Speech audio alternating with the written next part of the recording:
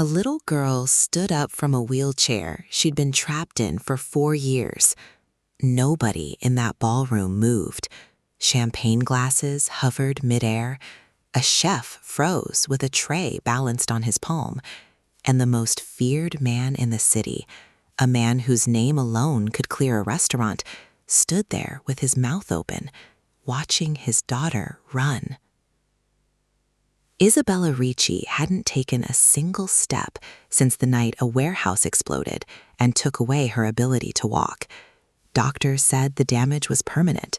Her father believed them, because believing anything else felt like a cruelty he couldn't survive.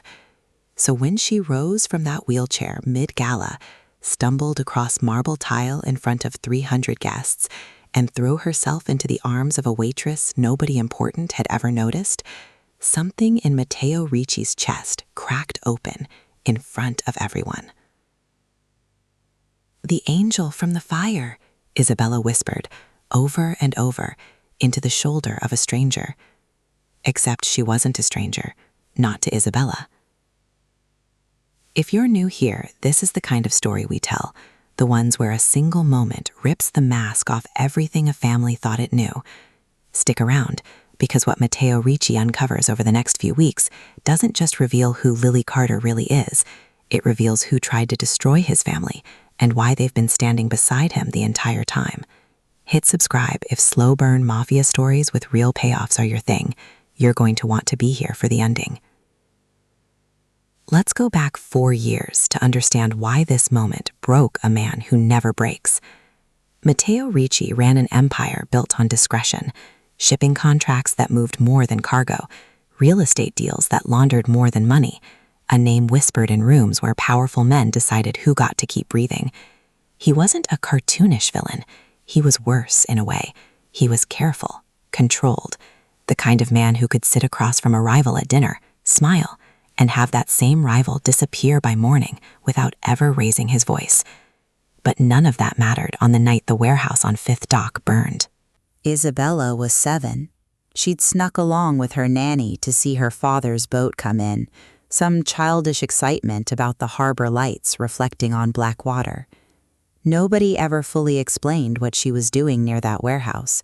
Nobody could, not even Isabella herself, because the trauma had scrubbed those hours from her memory like a wound sealing itself shut. What Matteo knew was this. An explosion tore through the structure at 11:47 p.m. 2 of his men died in the blast. His daughter was found 3 blocks away, unconscious, burns along one arm, her spine crushed under something nobody could identify. The nanny was never found at all. For 4 years, Matteo told himself a rival family had done this, the Moretti crew maybe, or the Kowalskis, still bitter over a shipping route Matteo had taken from them a decade earlier. He spent those 4 years hunting ghosts, dismantling 3 separate organizations on hunches and rage, never once finding proof, never once finding peace. Isabella, meanwhile, learned to live without legs that worked. She learned physical therapy schedules the way other kids learn multiplication tables. She learned to smile at doctors who ran out of answers. And she learned, though she never told her father this, that in her dreams someone was always there, a girl, older than her, maybe 16 at the time, arms wrapped tight around Isabella's small body, dragging her through smoke that tasted like metal, whispering a promise into her ear that Isabella could never quite remember when she woke up. Matteo built a fortress of guilt around his daughter, private tutors instead of school, bodyguards instead of friends, a wheelchair fitted with a tracking chip he checked obsessively from his phone, as if constant surveillance could undo the night he wasn't there to protect her. Then his consigliere, Marco De Luca, suggested the charity gala. Good for the family image, Marco had said, adjusting his cufflinks in that unbothered way of his. Good for Isabella, too. Get her out. Let people see she's still fighting. Matteo trusted Marco with everything. 15 years of loyalty, of late-night strategy sessions, of Marco being the one calm voice in rooms full of chaos. There was no version of that night where Matteo suspected the man standing 3 feet away from him, sipping scotch, watching Isabella's wheelchair get pushed toward the ballroom entrance, already knew exactly what was about to happen. Isabella saw the waitress before anyone else did. Lily Carter had been working catering events for 8 months, ever since moving to the city with her younger brother in tow. She was 21, tired in the way people get when they've spent years protecting someone smaller than them, and she'd never once set foot in a room this expensive. She was carrying a tray of champagne flutes toward table 12 when a small voice cut through 300 conversations like a blade. "It's you." Lily turned and went pale. Isabella's hands gripped the armrests of her wheelchair. Her whole body trembled with something that looked less like recognition and more like relief 4 years overdue. "You came back," Isabella said, louder now, drawing eyes from every corner of the ballroom. "You said you'd find me." Lily's tray shook. Champagne sloshed over crystal rims, and nobody noticed because everyone was watching a paralyzed girl push herself up out of her chair on legs that hadn't held her weight since she was 7 years old. Mateo lunged forward, too slow. Isabella was already moving, stumbling, catching herself, stumbling again, closing the distance between herself and the terrified young woman holding a tray of champagne like it might shield her from what was coming. "The angel from the fire," Isabella said again, arms wrapping around Lily's waist. "I found you." And Matteo Ricci, a man who had ordered things done that would most people sick, a man who hadn't cried since the night his daughter stopped walking, felt his knees nearly give out beneath him. Because in that instant, he understood something with total clarity. His daughter wasn't confused. She wasn't hallucinating from medication or acting out from stress. She knew this woman, and this woman knew something about the worst night of Mateo's life that he had spent 4 years and a small fortune trying and failing to uncover. The gala ended in chaos nobody could smooth over. Guests whispered behind champagne flutes. Photographers who'd been hired for the charity coverage suddenly had a story worth 10 times their fee. And Matteo Ricci, a man who controlled every variable in his life with obsessive precision, found himself standing in a service hallway an hour later, staring down a waitress who wouldn't meet his eyes. "Start talking," he said. Quiet. That was the voice his enemies feared most. Not the shouting, never the shouting. The quiet. Lily's hands were shaking, though she tried to hide it by gripping her own elbows. "I don't know what you want me to say. I've never met your daughter. I've never met you. I just started this job 8 months ago." "She called you the angel from the fire." Matteo took a step closer. Behind him, 2 of his men blocked the hallway's only exit, though he hadn't ordered them there. They just knew. "My daughter doesn't say things like that. She barely speaks about that night at all." Lily's jaw tightened. Something flickered behind her eyes. Fear, yes, but something else too. Something that looked almost like grief. "I need to leave. My brother's expecting me." "Your brother?" Matteo's eyes narrowed. "You have a brother." This isn't about him." The words came too fast, too defensive, and Matteo caught it immediately. 15 years of reading liars across negotiating tables had trained him well. Lily Carter was hiding something, and whatever it was, it involved someone she loved enough to protect with her silence. He didn't press further that night. He let her go. But he had her followed home. By the following afternoon, Matteo knew everything a background check could tell him. Lily Carter, 21, originally from a coastal town 3 hours north. Guardian of her 16-year-old brother Tommy since their parents' deaths in a car accident 5 years back. No criminal record, no known connections to organized crime.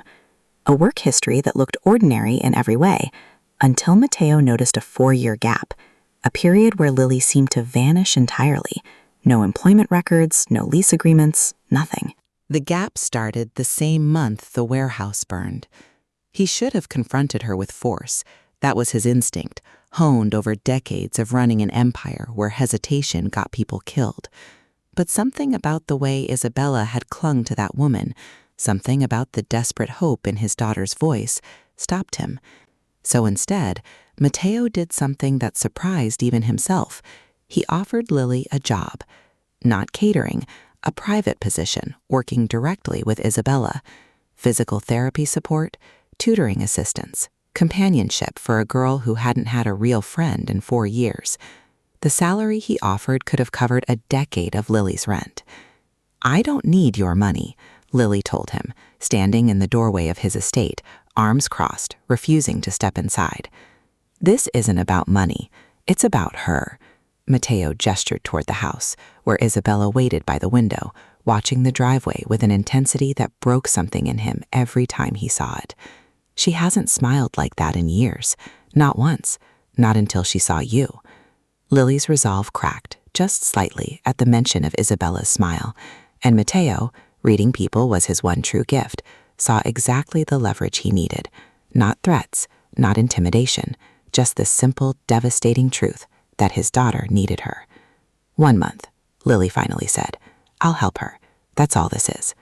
It wasn't all it was. Neither of them knew that yet.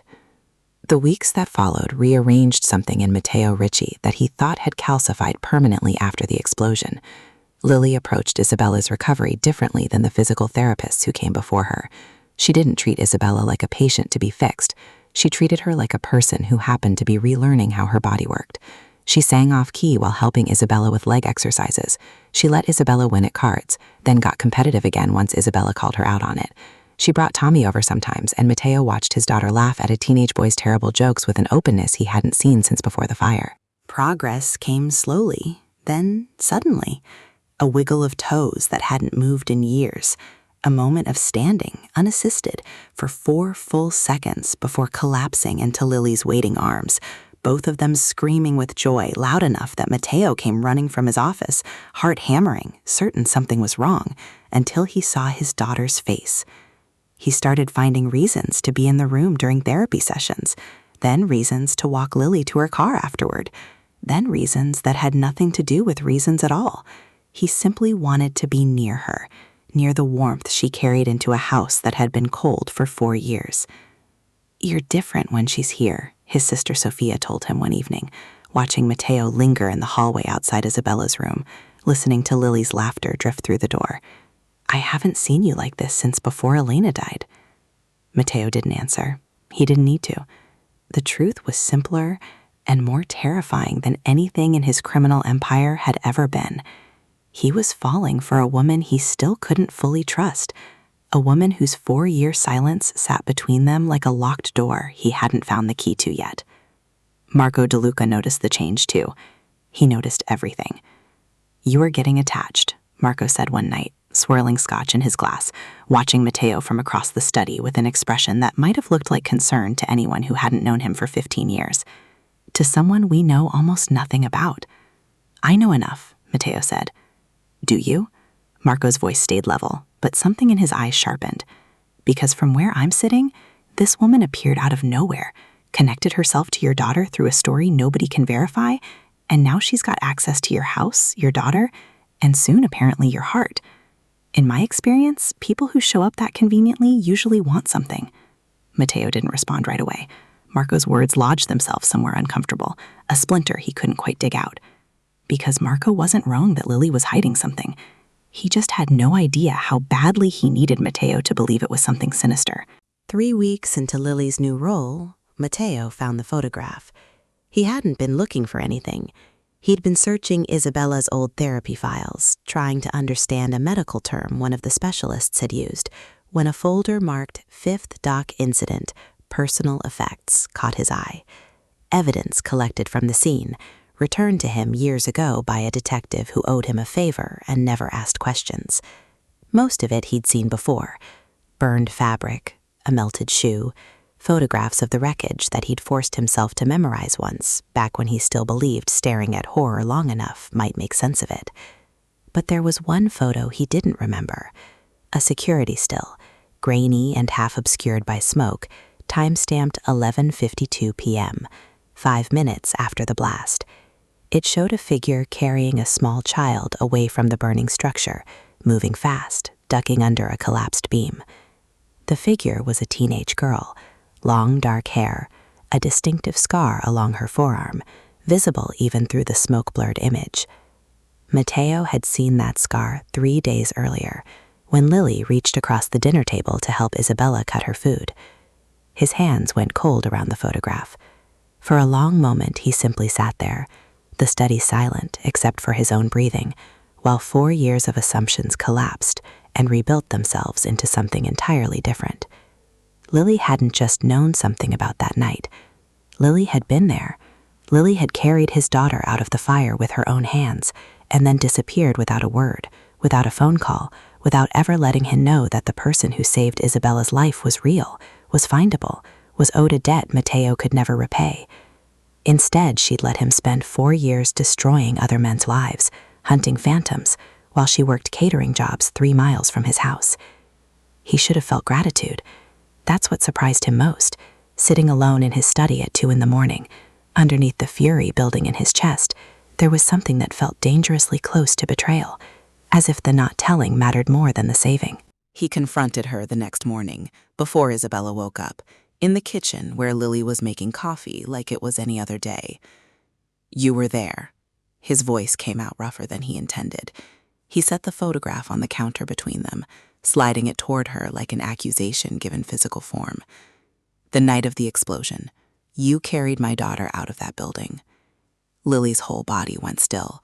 The coffee pot in her hand trembled slightly before she set it down, careful, deliberate, buying herself seconds she clearly needed. "Yes," she said finally. One word, after everything, after weeks of watching her build trust with his daughter brick by careful brick, after the late nights he'd spent wondering whether he was falling for someone who might genuinely love his family, one word confirmed the worst version of every doubt Marco had planted. 4 years, Matteo's voice climbed, despite every instinct telling him to stay controlled. 4 years, Lily. Do you understand what I did during that time? Who I hurt? Chasing an explanation you could have handed me in 5 minutes? You think I don't know that? Lily's composure cracked, finally, revealing something raw underneath. Not guilt exactly, but exhaustion so deep it looked like it had been carried for years. You think I haven't thought about it every single day since? Then why? The word came out broken, nothing like the controlled tone he used with rivals and enemies. This wasn't a negotiation. This was a father who'd spent 4 years grieving a daughter's stolen childhood, standing across from the one person who could have shortened that grief and hadn't. Why hide it? Why let me believe some rival family did this? Why let me tear apart 3 organizations looking for answers you already had? Lily's eyes filled, but she didn't let the tears fall. Because coming forward would have gotten my brother killed. Because the people who set that explosion made it very clear what would happen if I ever told anyone I was there. Because I was 16 years old, hiding in a stranger's basement with my little brother for 3 months after that night. And by the time it felt safe to breathe again, I didn't know how to undo the silence without destroying both our lives. The kitchen went quiet, except for the hum of the refrigerator and Matteo's own ragged breathing. "Who threatened you?" he asked, quieter now. Though the fury hadn't left him, it had simply redirected, hunting for a new target. "Who told you to stay silent?" "I don't know his name." Lily wiped at her eyes, frustrated with herself for the emotion she couldn't fully suppress. "He wore a suit. He knew things about my family he shouldn't have known. He said if I ever spoke about what happened at that warehouse, my brother wouldn't survive the week." Matteo's men, watching from the hallway, exchanged glances. This was new information, dangerous information. Because if someone had threatened a 16-year-old witness into silence, that meant the explosion wasn't a rival attack executed and forgotten. It meant someone had stayed close enough, powerful enough, connected enough to track down and silence a teenage girl in the chaotic aftermath. It meant someone inside Matteo's own world might have been protecting a secret for 4 years. "I need you to leave," Matteo said, and the words tasted like acid even as he spoke them. Every instinct told him this wasn't the right move, that Lily wasn't his enemy, that the fear on her face was real and not performed. But betrayal had a way of overriding instinct, and right now all Matteo could see was 4 wasted years and a daughter who'd bonded with someone who'd kept the truth locked away. Lily didn't argue. She simply nodded, collected her bag with trembling hands, and walked toward the door, pausing only once in the hallway where Isabella stood in her wheelchair, having heard enough of the conversation to understand something terrible was happening. "Don't go," Isabella whispered. But Lily was already gone, and Matteo was left standing in his kitchen with a photograph, a fresh wound, and the growing, sickening realization that the real story of that night hadn't even begun to surface yet. The house felt different without her. Isabella refused to eat dinner the first night after Lily left. She sat in her wheelchair pushing food around her plate, and when Mateo tried to talk to her about it, she simply asked, "Why did you make her go away? She was helping me get better." Mateo didn't have an answer that satisfied either of them. He told himself he'd done the right thing, that Lily's silence had cost him years he could never get back, that trust once broken couldn't simply be waved away because his daughter liked her physical therapist. But 3 days into the silence, watching Isabella's progress stall, watching the light dim out of a house that had only just started feeling warm again, Mateo began to suspect he'd made a mistake, driven by pride rather than reason. Then Marco started making things worse. "You did the smart thing," Marco told him one evening, pouring 2 glasses of scotch in the study, settling into the chair across from Mateo with the easy confidence of a man who'd spent 15 years being trusted completely. "That woman had access to your daughter, your home, your entire life, and she was lying to you the whole time. Who knows what else she's not telling you?" "She was protecting her brother." Mateo swirled the scotch without drinking it. "There's a difference between lying and surviving." "Is there?" Marco raised an eyebrow. "You built an empire on the principle that motive doesn't matter, only outcome. A lie is a lie, Mateo, and you don't know who she's really working for." Something about the phrase caught wrong in Mateo's ears. Working for. As if Lily's presence in his life had been engineered rather than accidental. He didn't say anything, but the thought lodged itself somewhere he couldn't quite dismiss. Marco left an hour later, and Mateo sat alone with the photograph again, the grainy security still of a teenage girl carrying his daughter through smoke, trying to reconcile the image with the version of events Marco kept steering him toward. He couldn't sleep that night.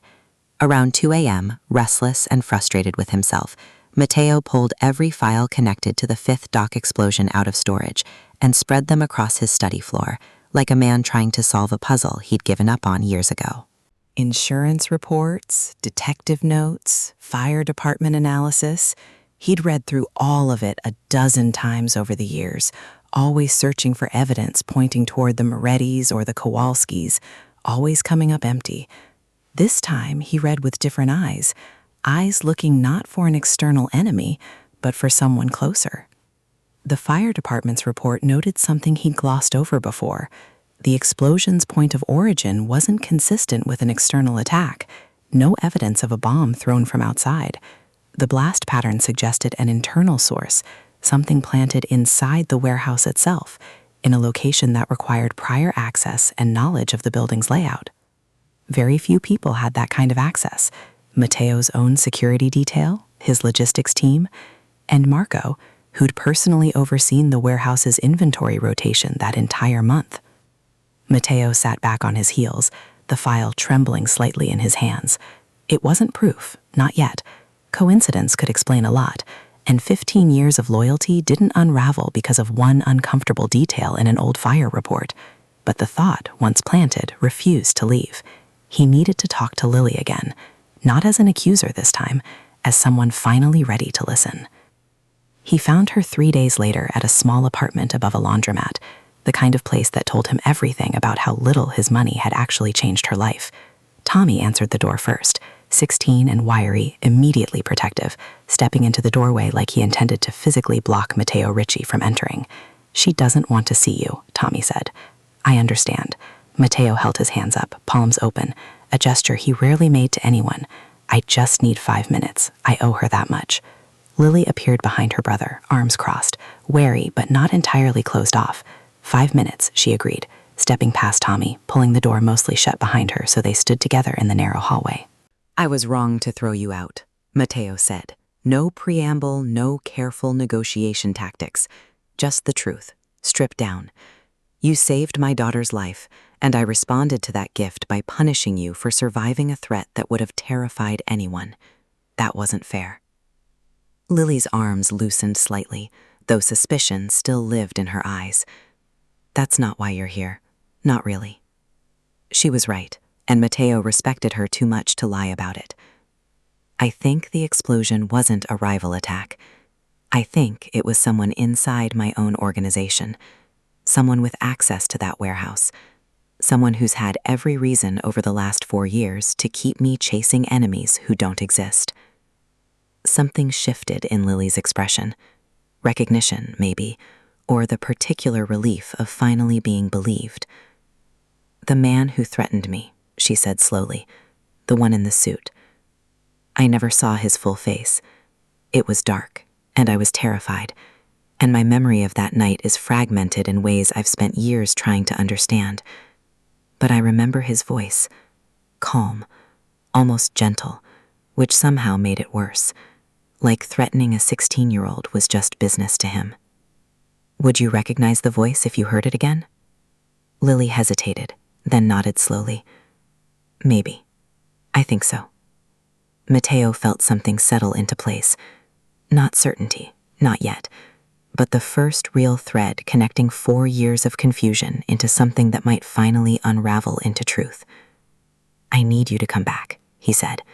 "Not just for Isabella. I need your help finding out who really did this."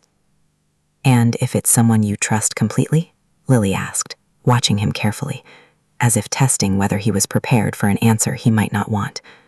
"What happens then?" Mateo thought of Marco's careful words in the study. Working for. The fire report he'd glossed over a dozen times. The uncomfortable, gnawing suspicion that had kept him awake for 3 nights straight. "Then I find out the truth," he said, "no matter who it destroys." Lily returned to the estate the next morning, and something had shifted between her and Mateo, not fully healed, not yet trusting in the easy way it had been before the photograph surfaced, but rebuilt on steadier ground. Isabella cried when she saw Lily walk through the door, throwing her arms around her the moment she was close enough to reach. "I told you she'd come back," Isabella said to her father, fierce and triumphant, and Mateo found himself smiling despite everything weighing on him. But the investigation that followed wasn't gentle. Mateo worked with a quiet efficiency that unsettled even his most loyal men, pulling old employment records, cross-referencing warehouse access logs from 4 years earlier, tracing financial transactions that had once seemed unremarkable but now read differently under suspicion. He kept Marco close during this process, closer than usual, in fact, watching him with an attentiveness Marco seemed to interpret as renewed trust rather than surveillance. That was Mateo's advantage.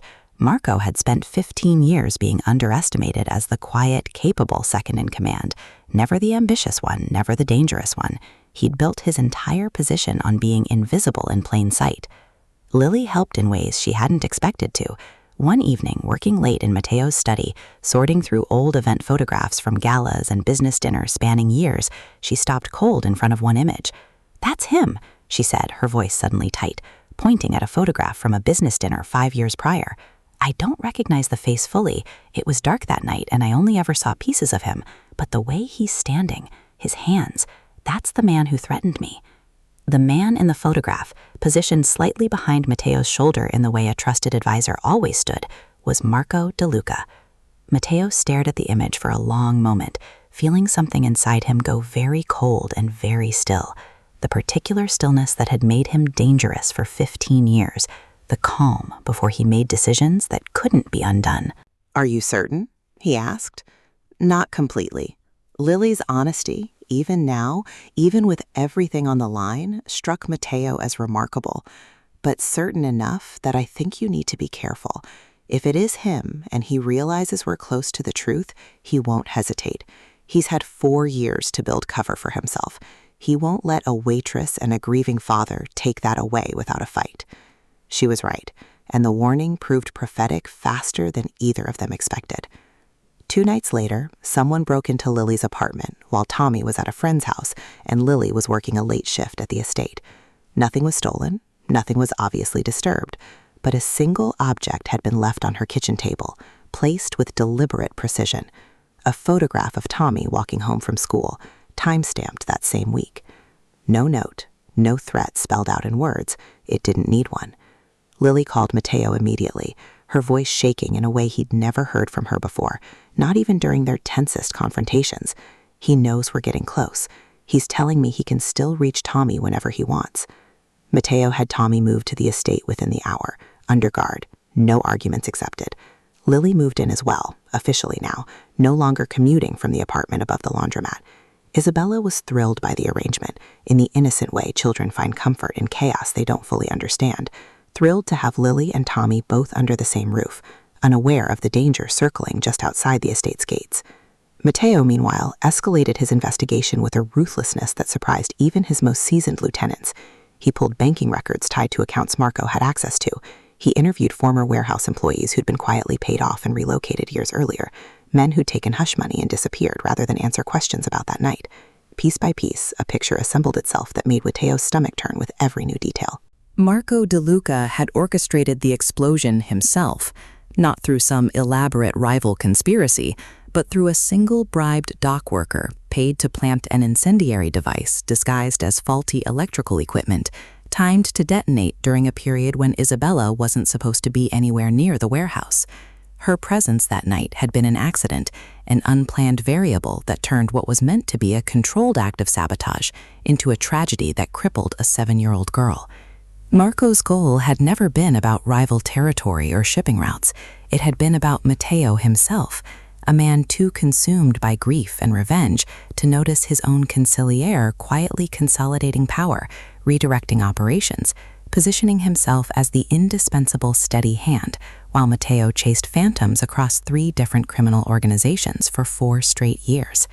It was, Mateo realized with sickening clarity, a coup executed not through violence against him directly, but through violence against the one person guaranteed to break him completely. Confronting Marco required patience Mateo wasn't sure he possessed anymore. Every instinct screamed at him to end things immediately, violently, the way 15 years in this world had trained him to handle betrayal. But he needed more than suspicion. He needed proof solid enough that even Marco couldn't talk his way free of it, proof that would hold up not just to Mateo's own men, but to the wider network of allies and rivals who'd need convincing that the story they'd believed for 4 years had been an elaborate lie. So Mateo did something Marco would never expect from him. He waited. He let Marco believe the investigation was chasing outdated leads about rival families. He let Lily continue working quietly in the background, gathering fragments of memory that grew clearer the safer she felt. He let Isabella's recovery continue, unaware that her own small, determined steps toward walking again were becoming, in some strange way, the thing that would finally bring her father's true enemy into the light. And late one night, reviewing security footage Lily had helped him track down, footage from a small camera near the warehouse dock that nobody had thought to check 4 years earlier because the angle seemed useless, Mateo finally found what he needed. A clear shot of Marco De Luca's face, illuminated by a passing car's headlights, standing near the warehouse 40 minutes before the explosion, meeting privately with the dock worker who would later be quietly paid off and relocated across the country. Proof. Finally, after 4 years, undeniable proof. Mateo sat alone in his study at 3 a.m., staring at the frozen frame on his screen, feeling something he hadn't allowed himself to feel in years, the terrible, clarifying grief of losing someone he'd trusted completely, layered over the sharper, more dangerous fury of a father who finally knew exactly who to blame. Tomorrow, he decided. Tomorrow, everything ends. Mateo called for a meeting the next evening, framing it as routine business, a discussion of shipping contracts renewing at the end of the quarter. Marco arrived at the estate exactly on time, as he always did. Scotch poured before he'd even settled into his usual chair across from Mateo's desk. "You wanted to talk contracts," Marco said, swirling his glass, utterly at ease in a room he'd occupied 1,000 times before. "I did." Mateo didn't sit. He stood by the window instead, watching the harbor lights flicker in the distance, the same lights, he realized now, that had drawn a 7-year-old girl toward a warehouse that should never have been dangerous. But something else came up first. "I found the footage, Marco, the dock worker, the meeting 40 minutes before the explosion. All of it." The silence that followed lasted only a few seconds, but Mateo would remember it for the rest of his life, the exact moment 15 years of trust finished collapsing, replaced by something Marco couldn't quite hide fast enough. "I don't know what you're talking about," Marco said, but his voice had lost its usual smoothness, a fraction too tight, a fraction too fast. Don't. Matteo finally turned from the window, and whatever Marco saw in his face made him set the scotch grass down carefully, as if sudden movements might trigger something he wasn't prepared to survive. 15 years, Marco. 15 years I trusted you with everything. My business, my daughter, my grief. And you used all of it to build yourself a throne out of my family's suffering. You have no idea what you're accusing me of. Marco's composure was cracking now, anger bleeding through the careful mask he'd worn for 4 years. Everything I did for this family, for this organization. You were drowning in guilt, making reckless decisions, weakening everything we'd built. So you crippled my daughter to fix it? Matteo's voice finally broke from its controlled register, rage surging up through years of suppressed grief. She was 7 years old, Marco. She still doesn't remember most of that night because her mind protected itself from the trauma you caused her. Marco didn't deny it. That was the thing Matteo would remember most. Not a denial, not even a real attempt at justification, just a cold acceptance that settled over Marco's face, like he'd simply been waiting for this conversation for years, relieved almost to finally stop pretending. You were never going to lead this family the way it needed to be led, Marco said quietly. Too sentimental, too soft, especially after Elena died. I did what was necessary. The study doors opened before Matteo could respond. His men, the ones he trusted completely, the ones who'd spent the last several days quietly gathering evidence alongside him, filled the doorway, and Marco De Luca's 15 years of careful power finally ran out of road. He didn't fight. There was nowhere left to run, and some small, cold part of him seemed to understand that his own arrogance had made this moment inevitable the instant he underestimated exactly how far a broken father would go for the truth. The weeks that followed brought a different kind of chaos. Not danger, but reckoning. Marco's network unraveled once his betrayal became known, exposing years of quiet manipulation that had reached further into Matteo's organization than even Matteo initially realized. Alliances shifted, old debts came due, and through all of it, Matteo made a decision that surprised everyone who'd known him for years. He began dismantling his own empire. Slowly, carefully, transferring legitimate business interests to trusted partners, severing ties with the criminal operations that had defined his life since he was younger than Tommy was now. It wasn't a decision made lightly, and it wasn't without real danger. Men like Matteo didn't simply walk away without consequences. But watching Isabella take another shaky step, watching Lily's quiet strength steady his family through the aftermath of Marco's betrayal, Matteo understood something he'd spent 4 years too consumed by guilt and revenge to see clearly. The empire had never protected his daughter. It had nearly destroyed her. Real protection looked like something smaller, quieter, a family built on honesty instead of fear. Lily stayed, not because Matteo asked her to, not at first, but because something had grown between them over those difficult months that neither of them could easily walk away from. Late nights spent piecing together evidence had turned into something gentler, conversations that lasted until dawn, an ease between them that felt earned rather than assumed, a partnership built first on trust before it ever became romance. He proposed on a quiet evening 8 months after Marco's exposure. No grand gesture, no audience, just Matteo and Lily on the same dock where the warehouse once stood, now cleared and replaced with a small memorial garden Isabella had helped design. "I know I'm not an easy person to love," Matteo told her, kneeling in the fading light. "I know what I was, what I did before all of this." "I'm not marrying who you were," Lily said, tears already falling. "I'm marrying who you're choosing to become." The wedding took place 6 months later, in the same garden by the dock, small and unpretentious, in a way that would have been unimaginable to the man Matteo used to be. Tommy stood as a groomsman, grinning the entire ceremony. Sophia cried through most of it, and Isabella, 11 years old now, healthy in ways doctors still couldn't fully explain beyond calling it a remarkable recovery, waited at the edge of the aisle in a small pink dress, practicing the moment she'd been preparing for weeks. When the ceremony reached its final moment, Isabella let go of her wheelchair's armrests, kept nearby now more as a precaution than a necessity, and walked, unaided, steady, tears streaming down her face, toward the two people who had never stopped fighting for her, in one way or another, since the night a warehouse exploded and changed everything. She reached them and threw her arms around both of them at once, the way she had reached for Lily in that ballroom nearly a year earlier, except this time there was no fear in it, no desperate searching, just relief, just home. "We found each other," Isabella whispered, "just like you said we would." Matteo Wici, a man who'd once believed strength meant control, understood in that moment that the strongest thing he'd ever done was let a stranger's compassion heal what 4 years of power and fear never could. If this story moved you, hit that subscribe button and give it a like. It genuinely helps this channel keep telling stories like Matteo, Isabella, and Lily's. Drop a comment telling me which twist hit you hardest. See you in the next one.